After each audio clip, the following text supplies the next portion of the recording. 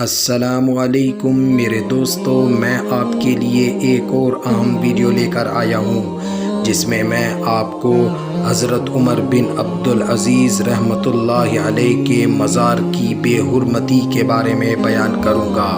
لیکن ویڈیو بیان کرنے سے پہلے ہماری آپ سے یہ گزارش ہوگی کہ آپ ہمارے چینل کو ضرور سبسکرائب کر لیں تاکہ آنے والی ہر اہم ویڈیو آپ تک پہنچتی رہے۔ خلیفہ عادل عمر ثانی امیر المؤمنین حضرت عمر بن عبدالعزیز رحمۃ اللہ علیہ کے مزار کی بے حرمتی۔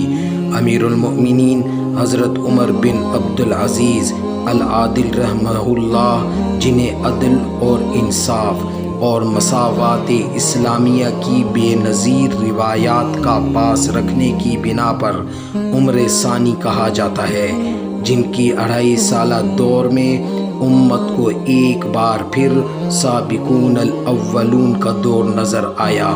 امیر المؤمنین کا مزار شام کے شمال مغربی صوبے ادلب کے قصبے الدیر الشرقی میں واقع ہے۔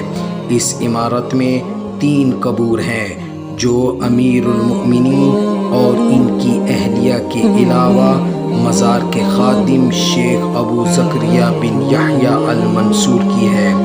اطلاعات کے مطابق شام میں موجود دہشت گردوں نے تینوں قبریں کھود دی ہیں۔ اس سے قبل جنوری میں جنگجوؤں نے اس مزار کو نذر آتش بھی کرنے کی کوشش کی تھی، جبکہ اگست 2019 میں روس نے اس مزار پر بمباری بھی کی تھی، جس سے احاطے کو نقصان پہنچا تھا۔ عمر بن عبدالعزیز خلافت بنو امیہ کے 8ویں خلیفہ تھے اور سلمان بن عبد الملک کے بعد مسند خلافت پر بیٹھے۔